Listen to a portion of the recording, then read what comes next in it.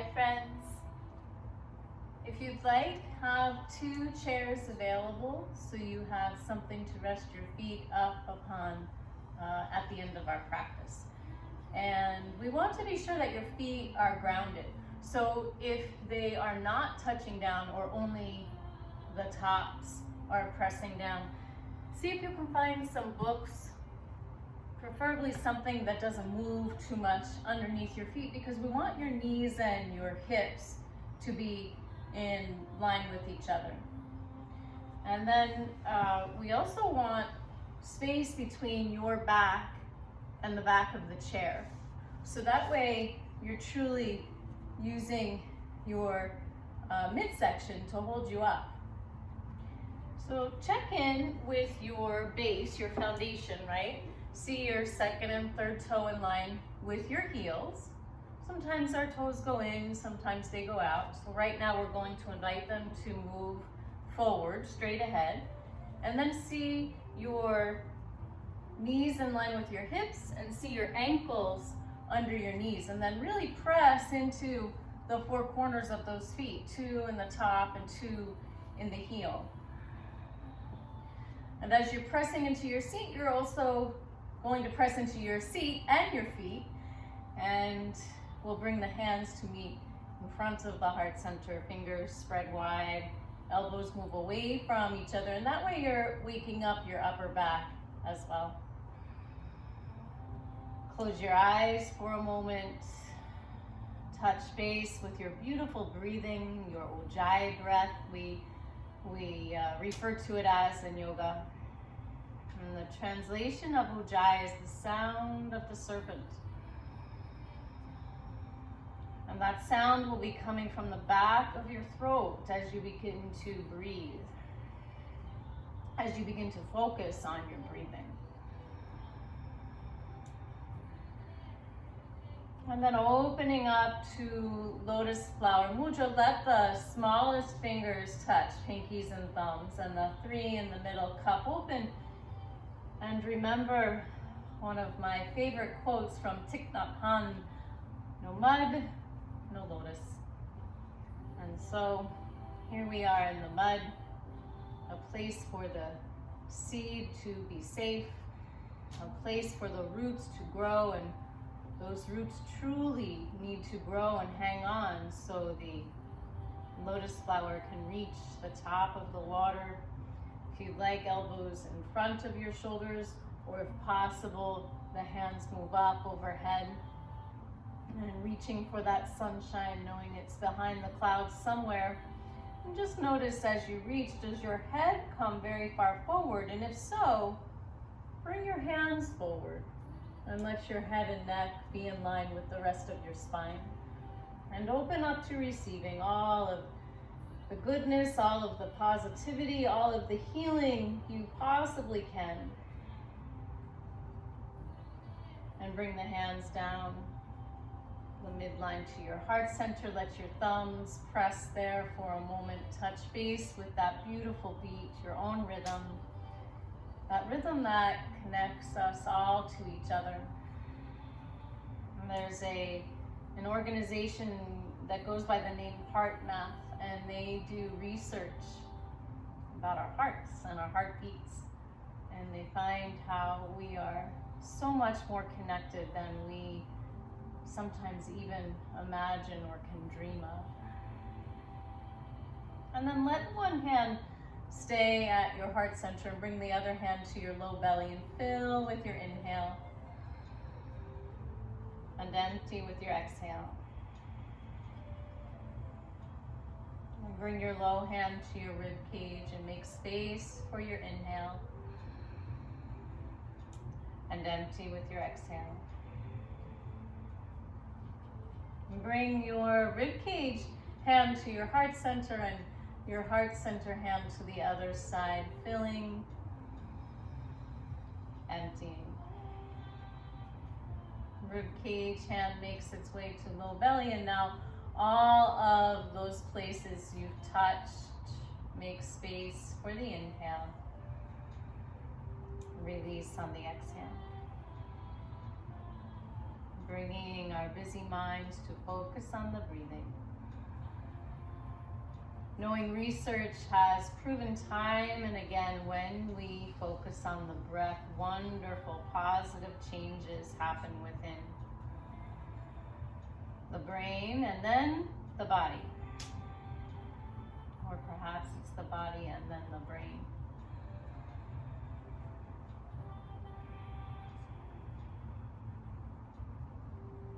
And continuing with your slow, steady breathing, we'll release the hands near the sides. Now, some of us will reach the arms out and up, if that works for your shoulders, until your fingers interlace and palms push up to the sky. If reaching out and up doesn't work for you, you'll reach forward and up. Sometimes our shoulders are a little sore, and this is kinder to them. Then if possible, your fingers will interlace, palms press away, and hands will reach above. And again, you'll notice if your head is starting to move very far forward, and sometimes we don't, so we really just have to become more aware. Instead, you'll bring your hands forward and your head back a bit. And then on your next exhale, bring your hands behind you and see about holding on to your elbows or almost your elbows. You might start with your wrists or your forearms. On an inhale, open your heart, and on an exhale, turn to one side. Inhale, gazing up a bit, and if possible, on an exhale, gazing behind you. Now, keep breathing and notice if your feet want to turn with you or if one knee has come toward the other. We only want the turn to come from your midsection. So your feet are still pressing down, your seat is still pressing down, and then on an inhale, come center, and we'll move to the other side. Exhale, press through your feet, press through your seat. And on an inhale, come center. And exhale, release your hands. Inhale, out and up once again. Fingers interlace, palms to sky. And on an exhale, release your arms long. Inhale, open your heart a bit. And exhale, turn to the first side, gazing over your back fingers now if possible. You want a nice long line from one set of fingers through your wrist, through your shoulders, to your other fingers. What happens sometimes is we create some kind of angle. So you'll see what works for you. And then follow your inhale to center space and exhale to the other side.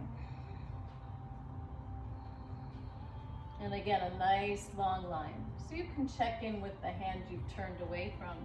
And you're gazing over your back fingers if possible. On an inhale, come center. And on an exhale, release the hands. And we'll try one more Hasta Vinyasa for now. This is how my traditional or classical teacher warms us up before we do our sun salutation. So on an inhale, reaching out and up or forward and up, you know what works for you. You go with that. And on an exhale, this time bend both elbows. Your hands might be above your head. Your chin is tilting forward. And eventually your hands might move behind your head, but your palms are still facing the ceiling. So I have not pressed my palms against the back of my head. My palms are facing the sky. Slow, steady breathing. Inviting the prana to fill you. Inviting the apana, the downward moving energy, to empty you. On an inhale, arms lengthen, and on an exhale, release. Slow, steady inhale. Slow, steady exhale. As you press through one foot, lift the other knee, give it a nice hug in if possible, and remember you can always interlace your fingers under your thigh if that works better for you. Now if you happen to have an old belt that you don't mind using, or you can even wrap up a towel or an old tie. You would place you can have your foot down. Place the belt under your thigh. You might wrap whatever you're using, whichever you're using in your hands, and then you would lift. And your feet are active, so that way the muscles in your legs stay active. For me, it works if I flex my feet. Some people like to point through their toes.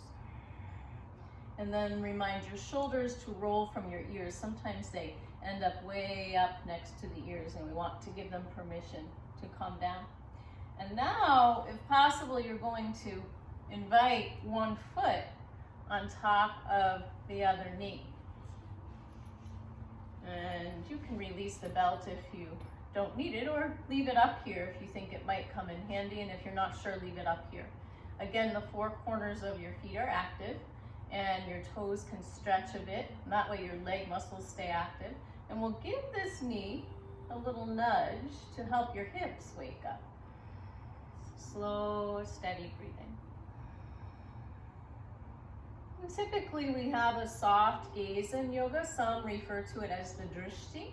It would be over the tip of your nose. So it's not a stare, it's just a soft gaze. So even your eyes have something different to do in your practice, which is so nice for many of our eyes right now, spending, in my very opinionated opinion, way too much with those shiny screens. So we give the eyes something different to do.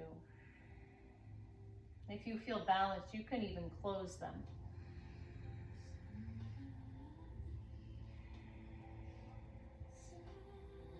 And some of the ancient ways in yoga would encourage closing the eyes just to protect that energy for a bit.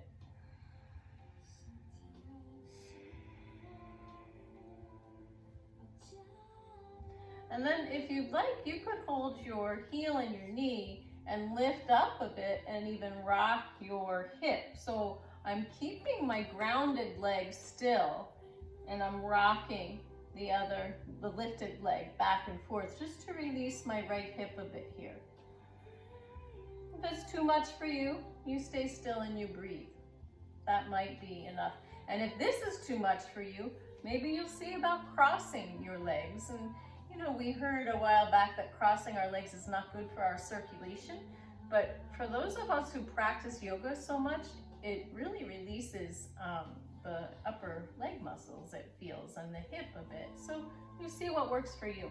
And then we'll try the other side. So the other foot grounds, the other knee lifts. Remember all of your options to lift that leg with a belt. You know, you can always turn the video off if you decide, oh, I really need something to help me do that, and then come back. And then we'll bring the ankle to the knee. Again, I'm pressing through the four corners of my foot. It's quite active. My toes are even stretching. And now I'm going to give this knee a little nudge. And I feel it right away in my hip flexor. So you'll see what works for you. You might need a little less. You might need a little more.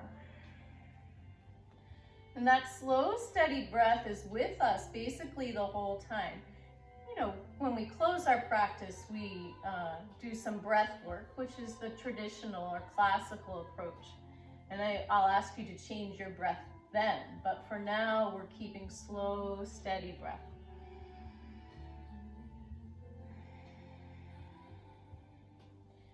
And I notice now when I'm pushing, I'm lifting up my other sit bone, as we refer to our rear end bones in yoga. So I'm going to press back down and even out. It's nice to have that awareness pop up now and again, the more we practice. Awareness of our body and of where we are in space. And again, if it works for you, we'll lift the foot and the knee a bit and rock the hip. My other leg is pretty much staying still.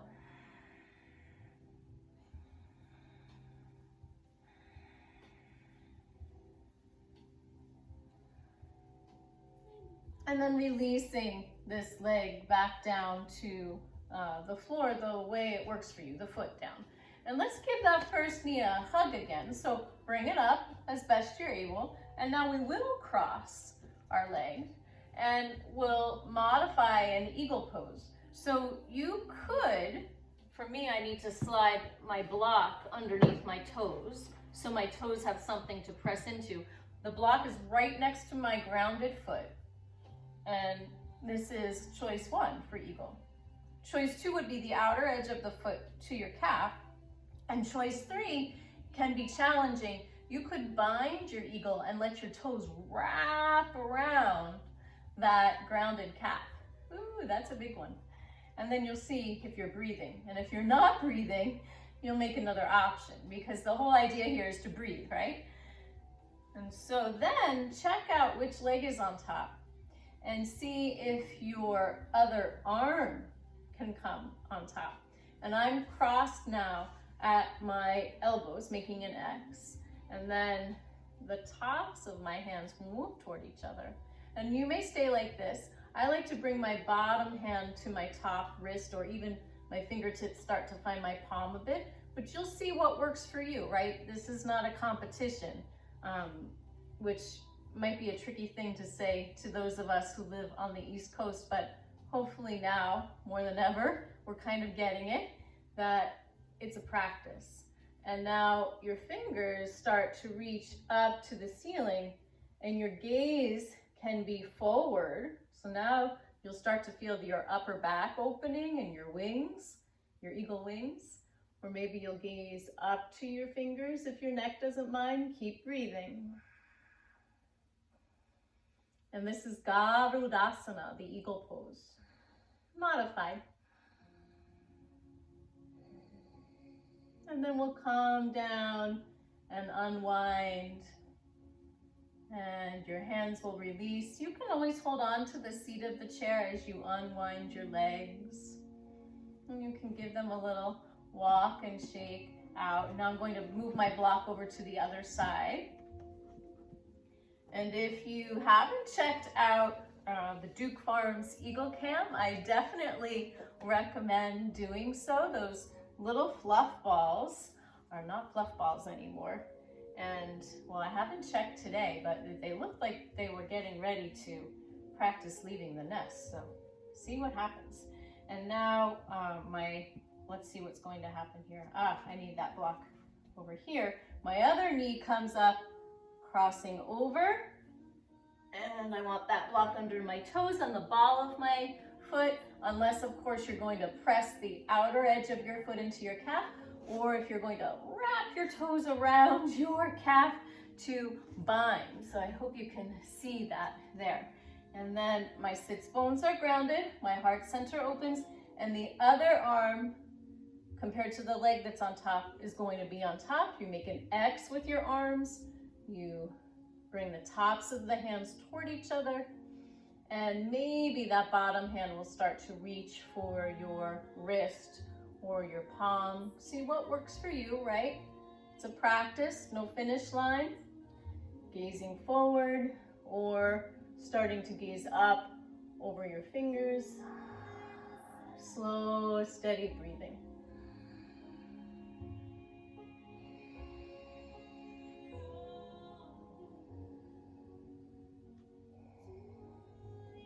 And then unwinding the arms and finding stability so you can unwind your legs. And let's go ahead and bring the feet, you can toe heel now or heel toe, as wide as the mat. I'm going to move back a little further on my chair. Inhale, lengthen, palms to sky, and exhale, fold forward. So if you have books or blocks or something sturdy, you might create a little shelf for yourself and see about your forearms resting, or your hands can start, and then letting your forehead resting.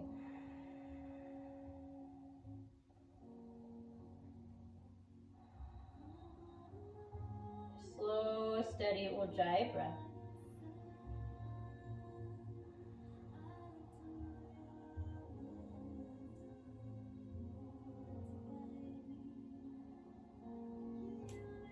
On an inhale, begin to lift your head and heart. Press your hands into that sturdy shelf you've created and come back up to your seat. Heel, toe, the feet back together, and let's come to stand. So we'll move the props out of the way for now.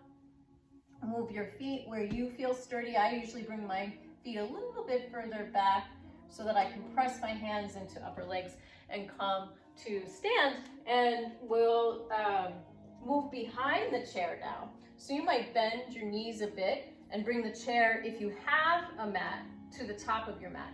If you don't have a mat, please be sure that your chair does not go slipping and sliding. So if you're on carpet, you may have to double check how you're going to set yourself up here. And then we'll hold on to the top of the back of chair and take a downward facing dog. So your wrists and your shoulders come in line.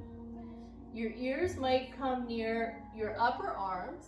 Second and third toe, again, in line with heels, slow, steady breathing.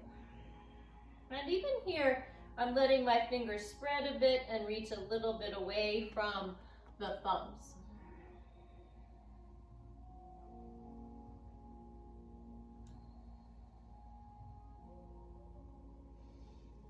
On an inhale, lifting head and heart, and we'll walk the feet to the chair, and we'll take mountain pose or Tadasana. So my classical teacher has us lift our heels. If you want to practice lifting heels and holding the chair at the same time, that's fine. Hold the chair, and then as you lift the heels, you come onto what we call tippy toes. It's really the balls of your feet, right? Or you can practice with your arms. Now remember, if you prefer arms forward and up, my fingers are interlacing and my palms are pushing up to the ceiling. Gaze to something that doesn't move. Breathe here, and on your next exhale, if you like, see about lifting your heels. Have a giggle with balance, right? It's a consistent search for most of us humans. We find it, it goes away. We search again. Exhale, release your heels with your hands. I'm going to bring my arms forward and up this time, just in case that works better for you.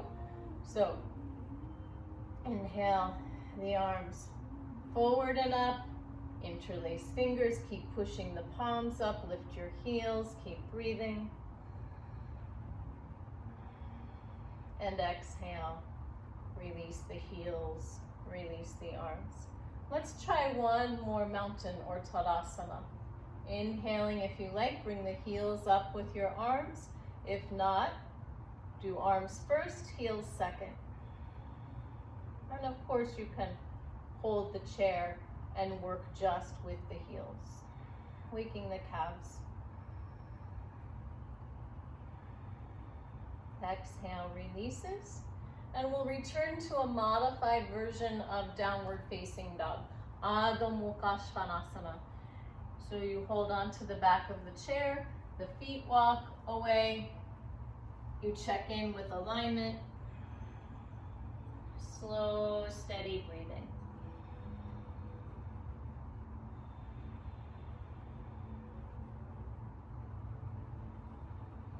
Notice, please, if your back tends to sink a lot. Sometimes I go there. And then see about pulling in and up through your navel center and keeping your back strong rather than collapsed.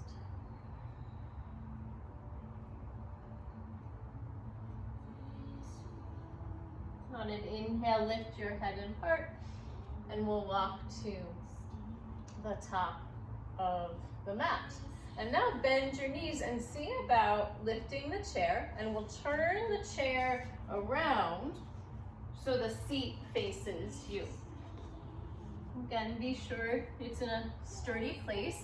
And now hold the outer edges of your chair and walk your feet away. Come into a high plank. So my body is long and strong, and the wrists are a little in front of my shoulders. My heels are lifted, but I'm pushing back through my heels. And even here, I can pull my knees in an up gaze to a point that doesn't move. Slow, steady breath.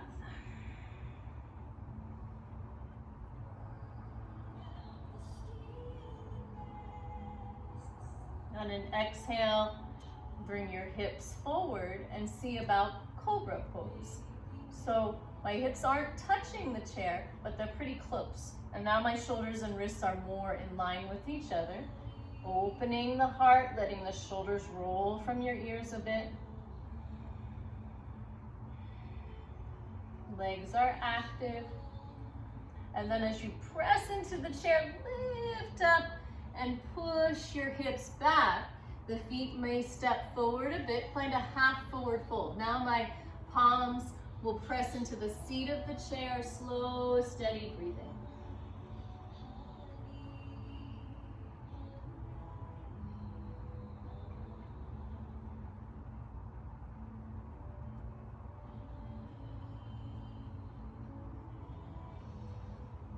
On an inhale, lift your head and heart. Let's find that plank pose again. You're holding the outer edge of the chair.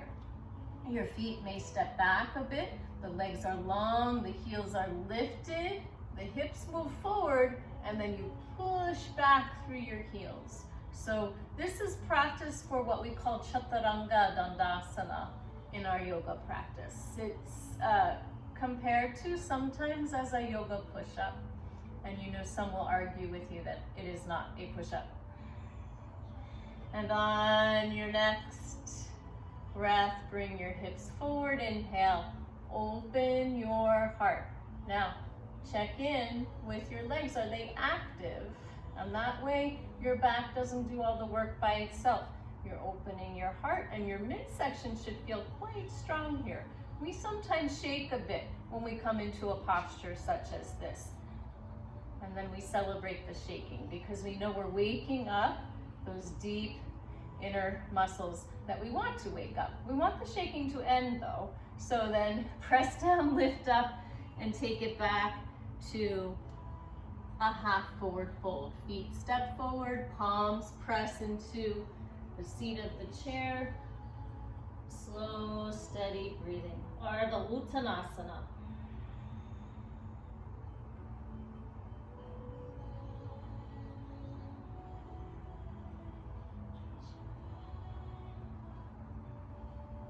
On an inhale, lifting head and heart, and you can press your fingertips into the chair. As you walk toward the chair, your hands can walk up the chair. Your spine is long instead of rounded. Hands move to your hips and you'll come all the way up to stand. Well done. Slow, steady inhale. Slow, steady exhale. We'll turn the chair around once again. So if you'd like to bend your knees to do that, do please. And we'll hold the back of the chair, and this time we'll step the left foot back to come into a warrior one position. My back foot is on a bit of a diagonal, and my front heel is making a line to the middle of my back foot, and then I'm guiding my back hip forward. My front knee is bent. So if I were to peek down, I would see my big toe, maybe even my second toe. And if that's not happening, I'll invite my knee to move just a smidge toward pinky toe. Sometimes with the back foot, we end up leaning on one edge or the other. Notice if you can distribute weight evenly in that back foot. You may continue holding the chair. We have the lower half of the body in warrior one stance. You could practice lifting one arm. Remember, wrist in line with shoulder tends to be kinder to the shoulder. You could practice lifting the other arm.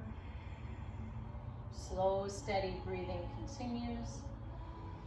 And then as you hold on to the chair, we'll step all the way forward and let's take it to the other side so you're balanced. So as best we're able, we do both sides. Sometimes one side needs something a little different, so see how it is for you.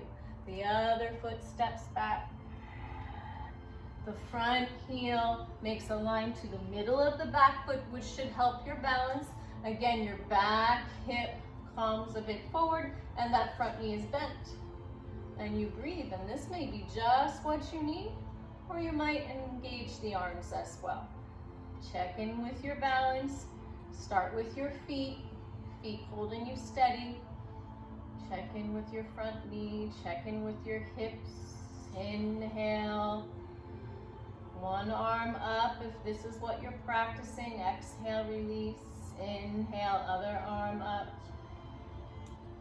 Exhale, release. And then we'll pick that back heel up. So you're pivoting a bit and then step forward. So now we'll turn to bring your legs next to the chair. You may continue holding the chair, or if you feel better holding the wall, please do that. The foot closest to the chair or the wall presses down, and if you can, lift the other knee. If not, no worries. This just helps you open the hip a bit. Toes down, heel on shin is choice one for tree pose.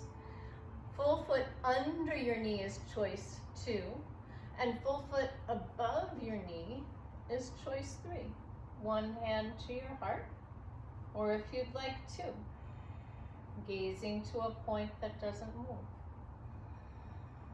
One branch to the sky, or if you'd like two, Vrikshasana. Letting your branches blow in the wind, so we remember not to break. Those beautiful trees have such lessons for us. They are the lungs of our earth. They help us breathe.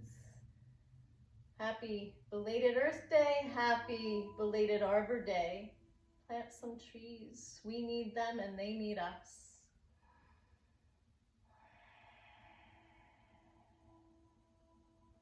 And then as you come out, we'll switch sides. So you can take it for a walk to the other side. Again, the leg closest to the chair or the wall is grounded. And if you can, lift the other knee, bring it out to the side to open your hip. Set up, choice one, toes down, heel on shin. Choice two, full foot under your knee. Choice three, full foot above your knee. One hand to your heart, or two. One branch to the sky, or two. Letting your branches blow in the wind. Remaining flexible, especially when the storms come barreling through, so that we don't break. And then coming out the way you came in, take it for a walk, shake it out. Now if you have that belt or towel or what else did we say you could use, a wrapped up towel, a belt, a tie. Find it, hold the chair, and this time we'll face the chair. As you begin to bend one knee, catch your foot. Give yourself a little time, takes patience, and then see your second, third toe in line with your heel, and maybe you'll start to lift that back foot and move your way into dancing Shiva. You can even, if your prop is long enough, bring your elbow forward as you lean forward, and you might let go of the chair. But it's there for you. And again, you could do this with the wall instead. Keep your toes active as you lift your foot up and back a bit, and then inhale, come center, take it for a walk, and we'll move to the other side. A little loop to catch your foot, and then lifting the foot. And if your belt is long enough, bringing your elbow forward, so even your shoulder gets involved. My toes are active, my foot is pressing up and back a bit. Maybe you'll let go of the chair. See what works for you. And then come out the way you came in. Dancing Shiva, the dance of life, to remind us to begin again. Well done. let's make our way to a relaxing place. So if it's not appropriate for you to go to the floor, find your chair again. And I believe last time we met for chair yoga, I suggested you could have a nice cushion. It doesn't have to be a bolster like this. A nice cushion for your back. And you may want another chair so that your legs have a place to rest. We're going to move through a few options here, so bear with us. If you're going down to the floor, go right ahead. And you can lift your leg the way it works for you. And if you're down on the floor and you have practiced with me before, some of us love to place the legs up the wall. So any way we can get the legs lifted is good for circulation. We need to keep those hearts healthy, right? And get that blood flowing. So here's one option. Take your time, set yourself up the way it works for you. If you're able to move to the floor, let's try that. And if not, stay here. You may though want a layer to cover yourself up as we begin to slow down. So if it's available to you, we'll use just one chair, and you'll come down to the floor as best you're able. So you'll get there, how you get there, when you get there, all good practice for us gardeners, right? And if you can move sideways to the chair, you might then be able to press your hands into the mat and lift one leg at a time. So my calves are up the chair. And then, remember, you don't receive any points for being graceful. We'll get there how we get there. Do take care. And then you find your way to your forearms. And finally, you find your way onto the back. So again, feet lifted. Good for circulation. Now, if you have that extra layer nearby, you may want to cover some of you or all of you, and you'll see where you feel comfortable. Some of us teach to please let your palms face open, but sometimes the wrists and the shoulders would prefer the palms to face down. So you see what works for you. Find your breathing. Release your fingers and toes wherever you are. If you're in your chair, if you're on the floor, if the legs are up the chair, if the legs are up the wall, moving to rest now. Ankles and wrists releasing. Knees and elbows resting.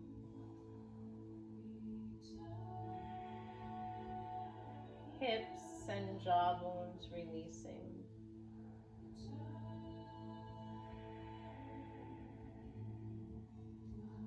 Imagine all of your organs taking good rest. They are when you give yourself permission, especially to take a restorative pose such as this. The parasympathetic nervous system benefits greatly. All of your systems benefit, but in particular, all of those miraculous things that happen within without us even thinking about it typically are given permission to rest. And resting is how we heal.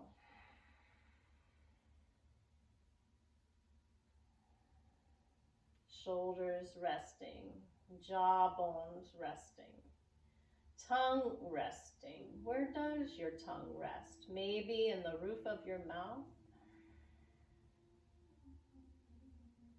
Resting all of your senses. Resting all of the muscles of your face. Resting across your forehead. Across the crown of head. Down the back of head. across the backs of shoulders, down the entire length of your spine, down the backs of legs to your heels, across the soles of your feet, everything taking good rest.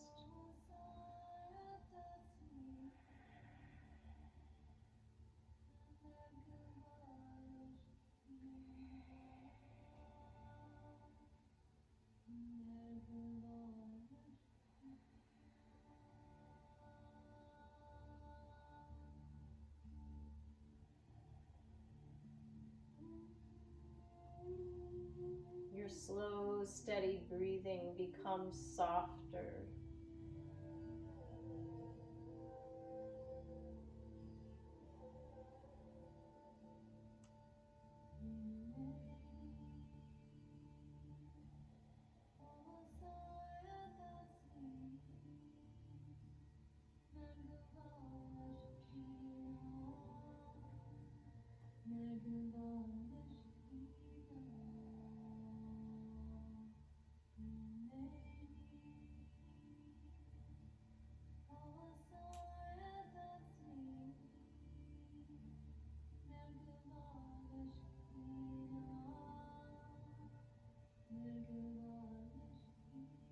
Gently awakening through fingers and toes,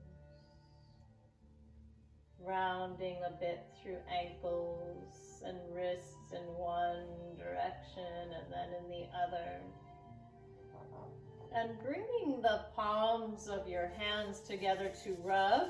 If you're comfortable, you may rub the soles of your feet as well, awakening thousands of nerve endings and letting the hands cup over your ears or your eyes, you choose.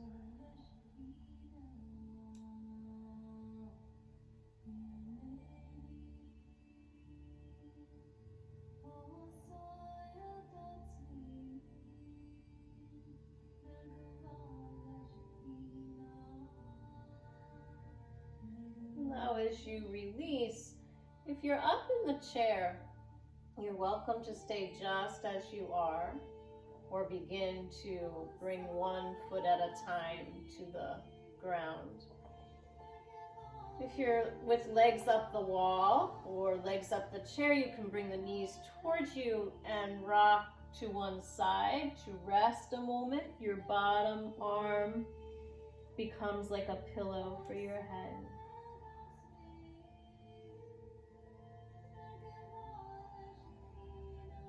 Your top hand presses down, and you move slowly but surely to your seated position. If you want to return to the chair, you're welcome to. If you're okay with your cross-legged position, you know you're welcome to prop the knees with whichever you've come up with at home as your props. And you know you're welcome to cover yourself with the blanket.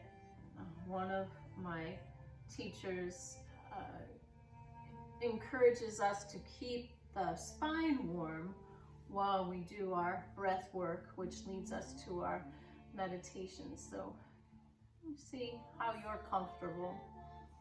And now do let your hands rest open, receiving all of that beautiful energy that you just created for yourself.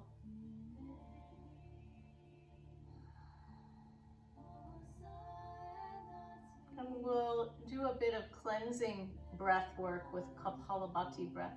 Now, you know, if there's ever high blood pressure or pregnancy, the advice is to stay slow and steady with the breath, and we'll meet you there eventually. Kapalabhati is short and sharp, and its focus is the exhale, leaving your nostrils, your mouth is closed, and your navel center is pulling it in up, but also snapping back toward your spine. So you're doing that without your hand. I just want you to know where that movement is originating. Inhale very fully. Excuse me. Exhale. very completely. Inhale more than you think you can, and begin.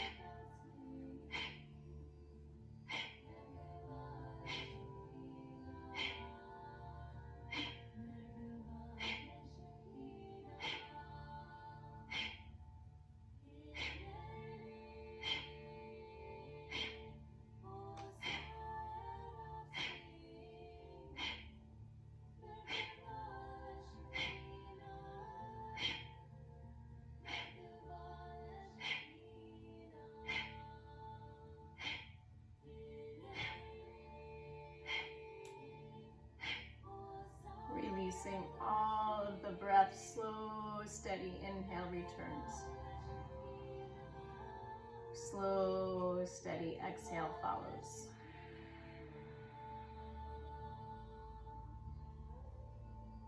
Nadi Shodhana, or alternate nostril breathing, balances the brain. And the wonderful thing is that this has all been researched now, and we can simply look it up to support our practice if we need that information or if we're curious. So your right hand is going to come up and bring your index finger and middle finger into your palm, and your ring and your pinky finger stay out, and your right thumb will close your right nostril. You exhale left. Inhale as you're ready. Close, pause, you exhale right. Inhale. Close, pause, exhale left. Inhale.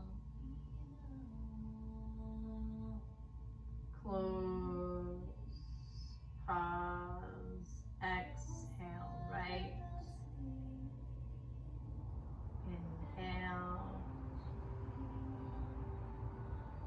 Close, pause, exhale left. Inhale. Close, pause, exhale right.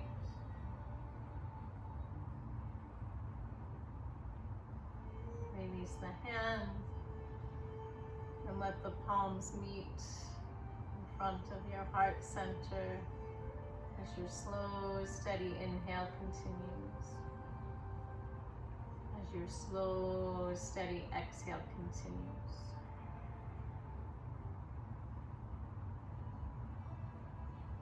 We'll close with the sounds for the Mother of Mercy, healing, and protection.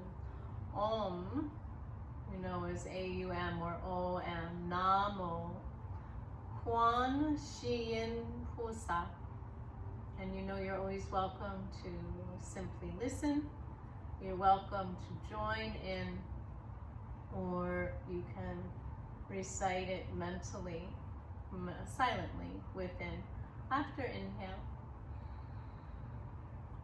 Om Namo Quan Shiyin Pusa.